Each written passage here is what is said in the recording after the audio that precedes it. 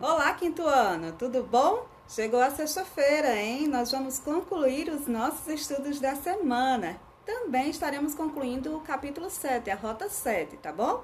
A aula passada nós vimos um pouco dos heróis, né, da independência que marcaram a história do nosso Brasil.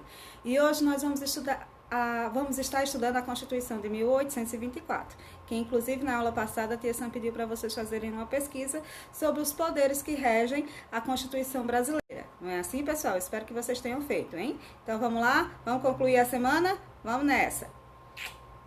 Então, pessoal, abram aí a plataforma na página 198, que vai ter aí para vocês essa imagem, tá certo? Esse textozinho, deixa eu colocar o cronômetro dela aqui do lado. Então, que fala, né, da Constituição e como ela foi outorgada, tá certo? O que é que significa a palavra outorgada?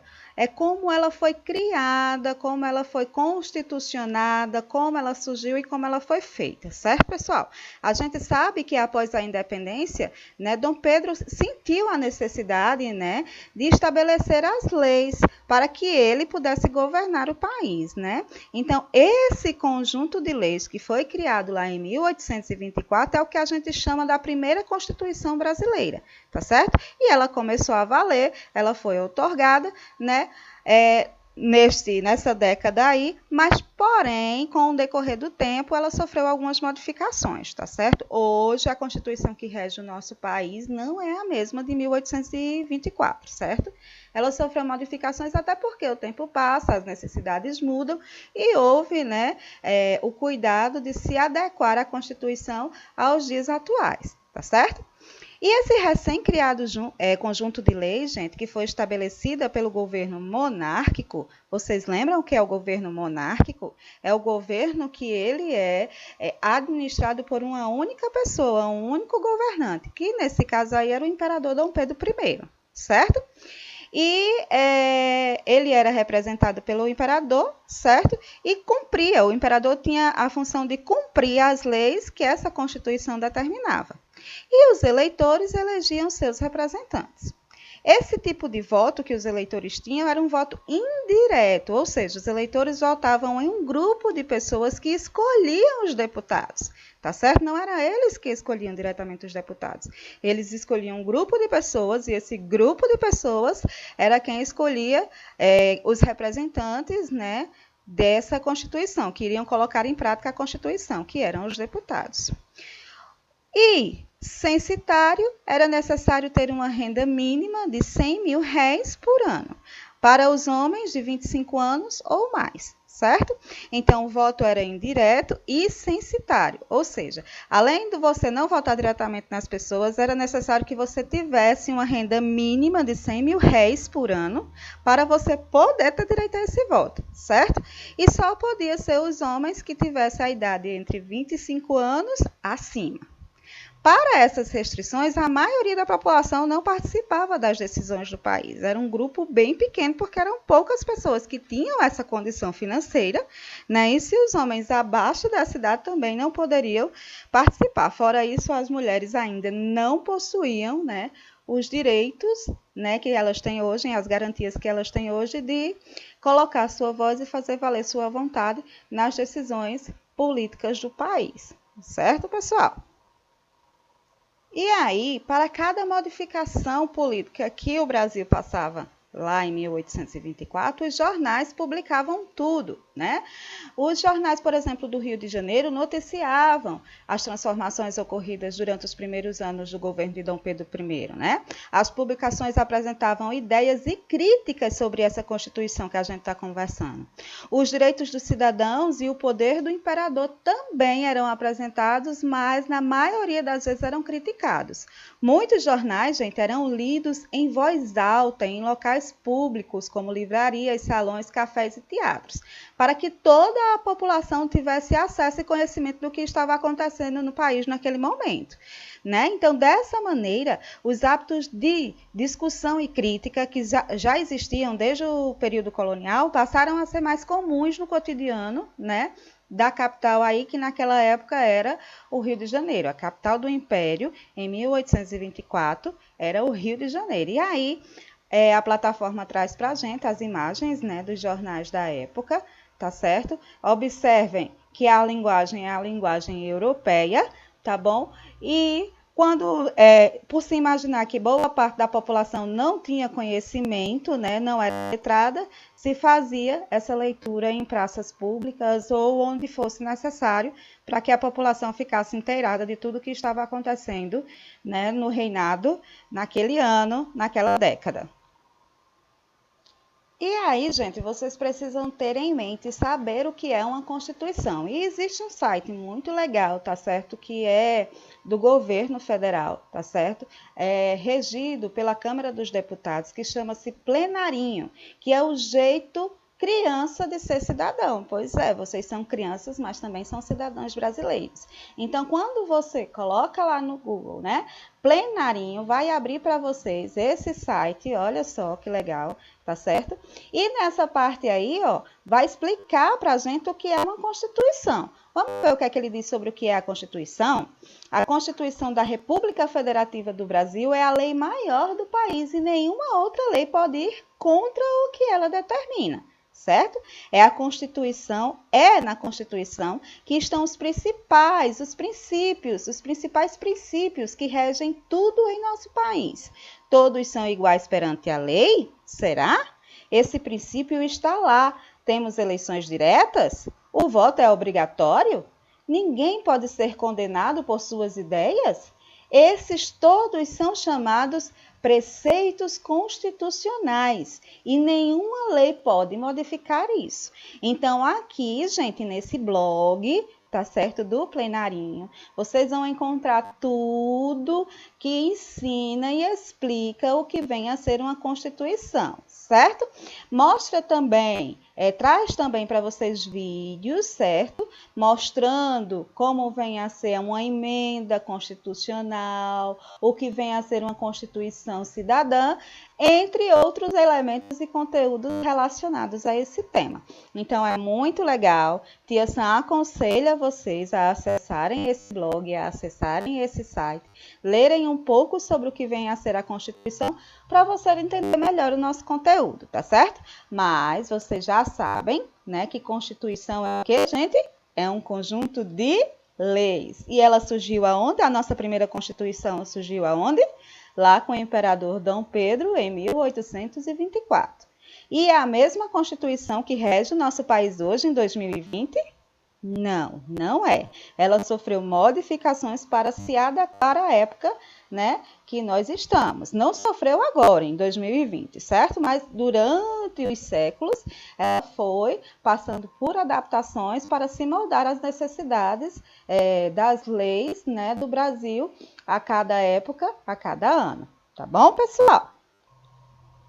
E voltando para a próxima página da plataforma, a página 200, né, nós temos aí essa questão que é muito legal, que fala a respeito dos poderes que Tia Sam pediu, né, para vocês pesquisarem, né, que são os poderes que determinam as leis da Constituição, certo? E ele diz assim, ó, com a ajuda do professor, no caso vocês iriam fazer uma pesquisa, né?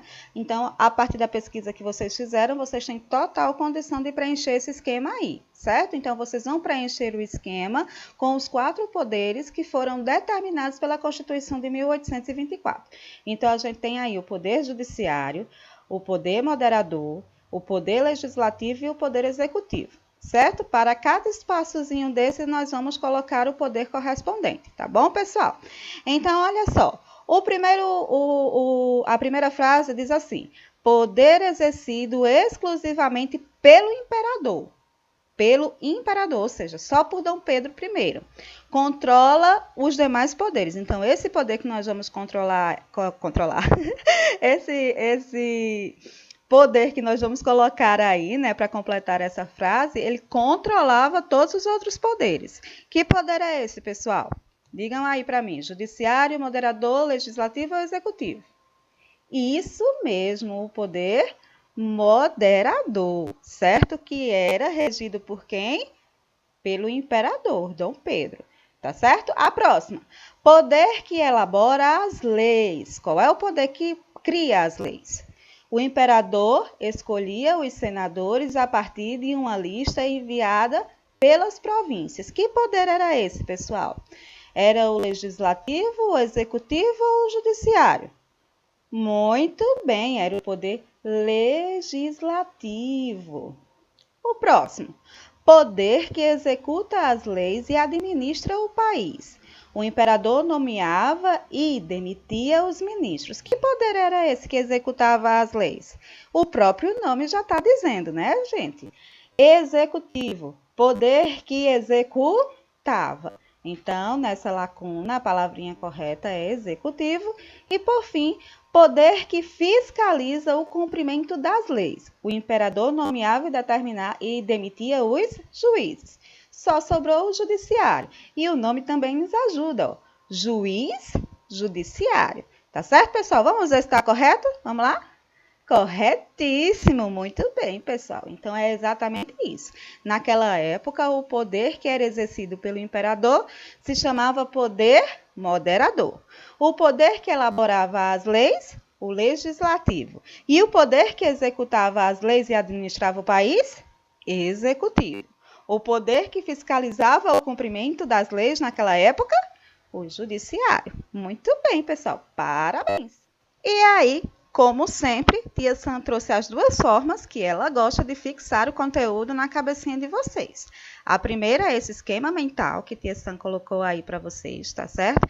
Que coloca Dom Pedro I, né, no centro do esquema, né, como seu primeiro reinado, que foi de 1822 até 1831, e tudo aquilo que está ligado ao seu reinado, certo? Então, a consolidação da independência, não é isso? Os conflitos que aconteceram, que nós estudamos todos, né, durante o seu reinado, a primeira Constituição, tá certo? E o próximo elemento que vai acontecer na história é a crise que ele vai passar durante o seu reinado aqui no país, tá certo? Então, não é necessário vocês fazerem um esquema como esse no caderninho de vocês, mas Tia Sam quer sim que você dê uma pausa nesse vídeo e copie no seu caderno pelo menos esses elementos que estão escritos e que estão ligados à figura de Dom Pedro I, tá certo? Não precisa você desenhar Dom Pedro I, você coloca lá o primeiro reinado de Dom Pedro I e todos os elementos desse esquema mental que estão ligados a esse reinado, tá bom, pessoal? Agora, o segundo elemento que Tia Sam gosta de colocar para vocês fixarem o conteúdo é um videozinho. Então, vai ter agora, no finalzinho da nossa aula, o videozinho de fixação, tá bom, pessoal? Lembrando que na agenda tem as atividades que devem ser feitas, tá? Um final de semana bem abençoado para vocês e até a próxima aula. Tchau, tchau!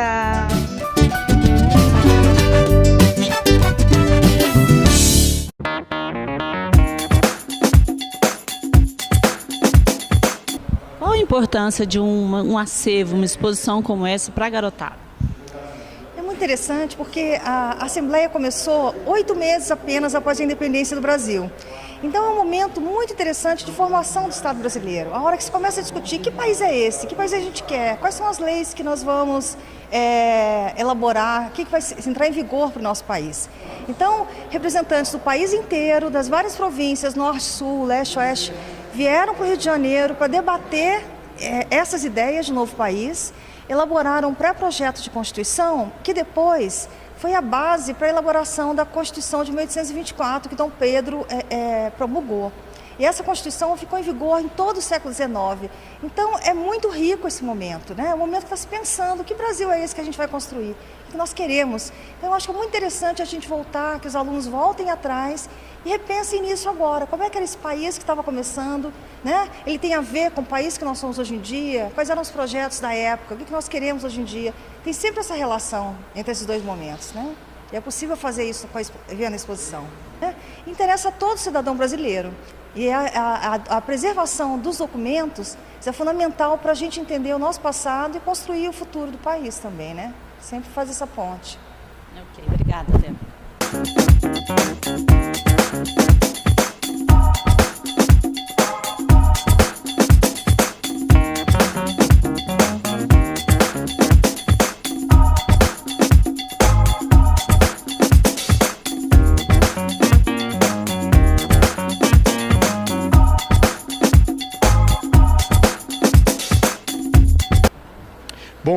garotada que está estudando aí a história do nosso Brasil, conhecendo a história do nosso Brasil, venham conhecer a exposição do acervo da Assembleia de 1823. É o primeiro acervo que foi formado dentro do Parlamento brasileiro. Esses deputados que vocês veem discutindo leis, projetos de lei para melhorar a vida do cidadão, tudo isso iniciou-se aqui com os documentos que vocês vão conhecer na exposição de 1823. Então, a viagem pela história que vocês vão ter, vocês vão poder conhecer diversos momentos daquela sociedade brasileira que ainda estava se formando, e depois de conhecer esse acervo, vocês vão passear pelo próprio Congresso Nacional. Então, é uma viagem muito interessante, que vocês vão fazer a história do nosso Brasil, e vão ter a oportunidade de conhecer como é que os parlamentares trabalhavam naquela época. Venham conhecer, porque acho que vocês vão adorar.